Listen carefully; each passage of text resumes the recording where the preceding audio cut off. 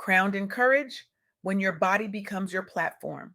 Welcome to Soft Girl Era, the sacred space where strong Black women unlearn survival, rediscover softness, and reclaim the joy, rest, and freedom they deserve. I'm your host, LeAnne Dolce, pronounced Dolce, like sweet softness whispered in French, and I'm your guide from burnout to boundaries, from doing to being, from strong to soft and loving every second of it. Today, I had the profound honor of sitting down with Duneshia Griffiths, a woman who is literally rewriting the definition of beauty, courage, and resilience. Duneshia is the founder of the Crowned and Courage movement, a platform advocate, and someone who has turned alopecia, IBS, and mental health battles into a megaphone for Black women who have been told to stay silent, stay strong, and stay small. She's making the world a better place by giving permission to be whole, to be seen, and to be soft, even when your body and mind are at war with you.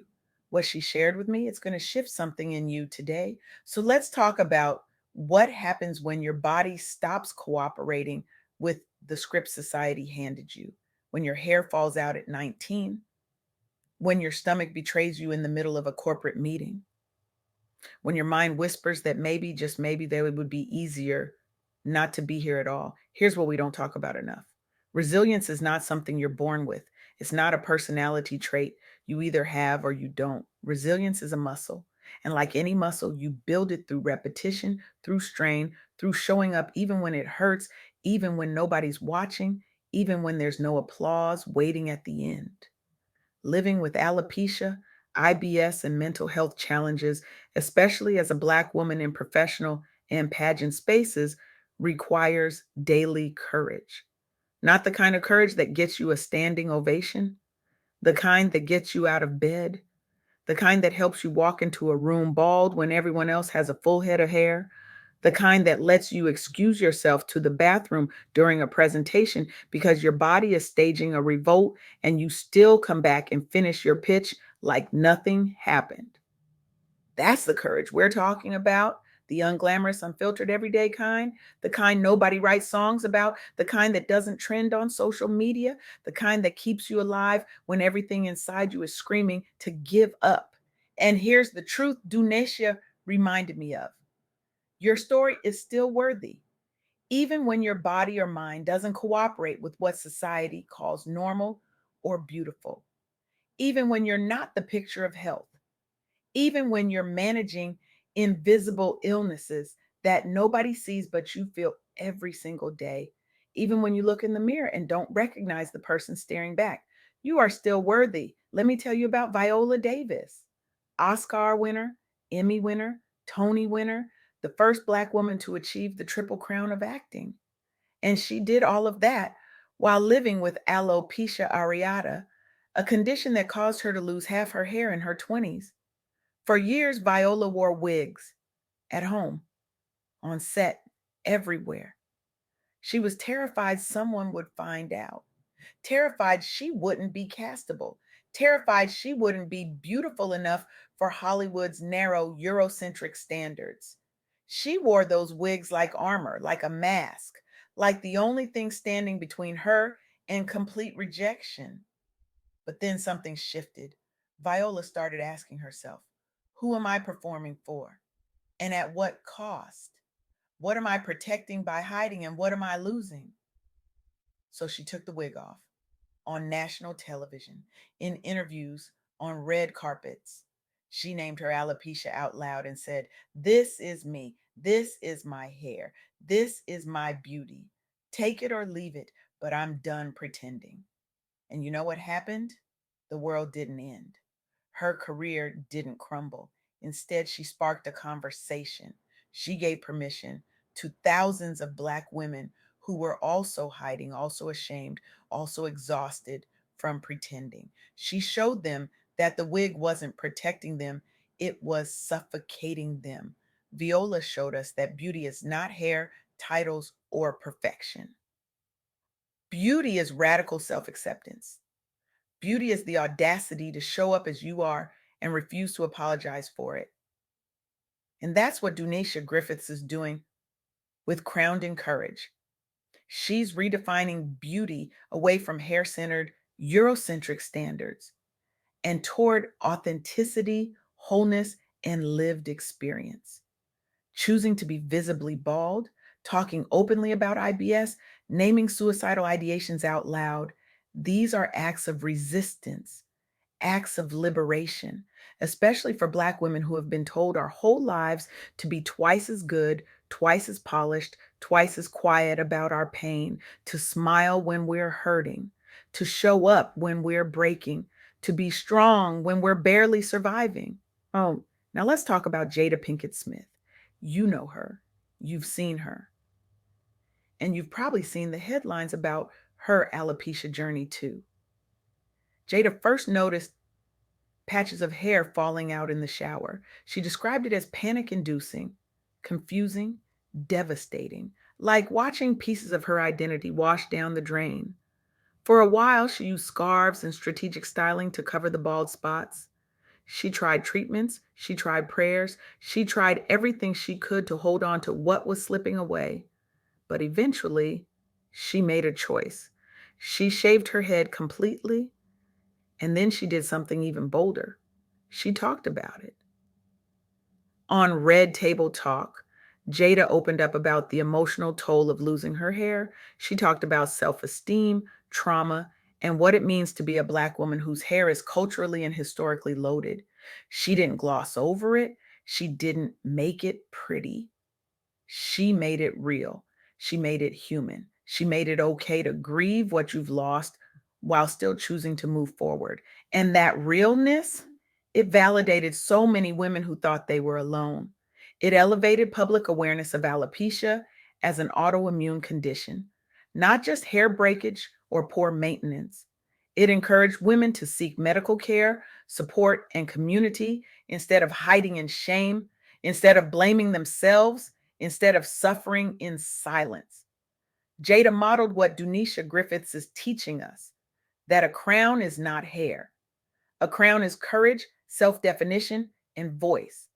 A crown is what you wear when you decide you're done shrinking, when you decide you're done hiding, when you decide you're done performing for an audience that will never be satisfied. But let's go deeper, because it's not just about what's happening on the outside, it's about what's happening on the inside too. It's about the battles nobody sees, the ones that happen at 3 in the morning when you can't sleep, the ones that happen in the bathroom stall at work when you're trying to pull yourself together, the ones that happen in your car in the parking lot before you walk into a meeting and paste on a smile. Let's talk about Taraji P. Henson, award winning actress, powerful, successful, visible, and also someone who has battled depression, anxiety, and suicidal ideations. Taraji could have kept that private. She could have smiled through it. She could have leaned into the strong Black woman trope and never let anyone see her crack. But she didn't. She spoke up. She said, I didn't want to be here. She named the darkness out loud. She said the thing we're all terrified to say because we think it makes us weak or broken or unworthy. And then she did something extraordinary. She founded the Boris Lawrence Henson Foundation, a nonprofit dedicated to providing culturally competent mental health care to Black communities. She turned her pain into a platform. She turned her survival into a blueprint for others. She turned her darkest moment into a lifeline for people who are standing on the same edge she once stood on. Taraji helped shift the narrative in Black spaces from just pray about it to pray and get professional help. She demonstrated that even highly successful Black women struggle and that seeking help is not weakness, it's wisdom, it's self preservation, it's the bravest thing you can do. This is what Duneshia Griffiths means when she says your pain can become a platform that empowers others. Alopecia, IBS, mental health struggles. These are not just private battles. When you speak them, they become bridges. What you survive can become a safe space and a megaphone for people who feel unseen, ashamed, or alone. What almost destroyed you can become the very thing that saves someone else. So here's where we are. You're listening to this right now, and maybe you're managing something nobody knows about. Maybe it's alopecia. Maybe it's IBS. Maybe it's anxiety that keeps you up at night. Maybe it's depression that makes getting out of bed feel like climbing a mountain. Maybe you've had thoughts that scared you, thoughts you've never said out loud, thoughts you're terrified to name because naming them makes them real. And maybe you've been performing, putting on the wig, holding your stomach in the meeting, smiling when you want to scream, pretending you're fine when you're barely holding on, showing up when you want to disappear, being strong when you're seconds away from shattering. I need you to hear this. You are not alone, and you are not disqualified. Your bald head does not disqualify you from beauty. Your IBS flare ups do not disqualify you from leadership. Your panic attacks do not disqualify you from purpose. Your darkest thoughts do not disqualify you from a future full of joy, rest, and freedom. Your body's rebellion does not disqualify you from being loved, seen, valued, and celebrated. But here's what I need you to do, and I'm not asking, I'm lovingly demanding.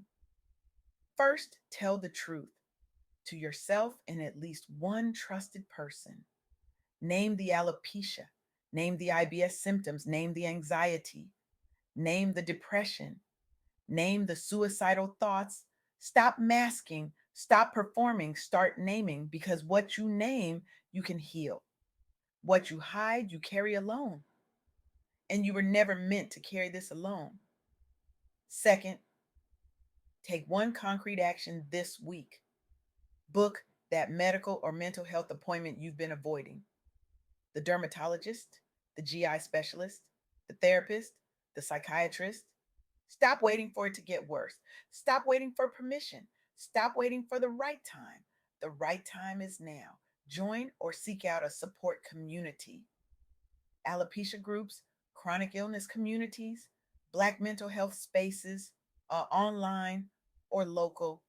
Find your people. Find the ones who get it, the ones who won't make you explain, the ones who will sit with you in the dark and remind you that morning is coming. And practice one act of radical self acceptance. Wear your bald head uncovered. Share your diagnosis with someone you trust. Give yourself grace instead of shame for what your body and mind are going through. Stop punishing yourself for being human. Stop apologizing for taking up space. Stop shrinking to make others comfortable. Finally, reframe your story. Start asking yourself, how can what I've survived become a platform, a message, or a safe space for someone else? Write down one way you might begin, just one, because your story is not just about you. Your survival is not just for you. Your courage is not just for you. It's for the woman who's watching, the one who's waiting to see if it's possible, the one who needs to know she's not the only one. Because here's the truth: Duneshia Griffiths is living and teaching. Resilience is a muscle you build, beauty is radical self acceptance, and your pain can become a platform that empowers others. You don't have to have it all together. You don't have to be perfect. You don't have to wear the cape anymore. You don't have to be the strong one. You don't have to save everyone. You don't have to prove anything to anyone. You just have to be willing to be soft, to be honest, to be seen, to be human, to be whole, even when you feel broken, to be brave, even when you're terrified, to be here, even when it's hard. That's your soft girl era. That's your crowned in courage moment. That's your revolution. And I'm here to tell you, you are worthy. You are beautiful. You are enough, exactly as you are. Right now, bald head and all, chronic illness and all, mental health struggles and all, scars and all, tears and all, truth and all. So here's my challenge to you: not tomorrow, not next week, not when you feel ready, right? No. Pick up your phone, text someone you trust, say the thing you've been hiding, book the appointment, join the group, take off the wig, speak the truth, write the story, start the platform, be the bridge. because someone is waiting for you to go first. Someone is waiting to see if survival is possible. Someone is watching to see if courage looks like them. And you're the proof they need. So stop waiting for permission. Stop waiting for perfect. Stop waiting for fearless. Just start. Messy, scared, imperfect, bald, honest, alive. Start now. Because your body didn't betray you, it became your platform. Your pain didn't disqualify you, it crowned you.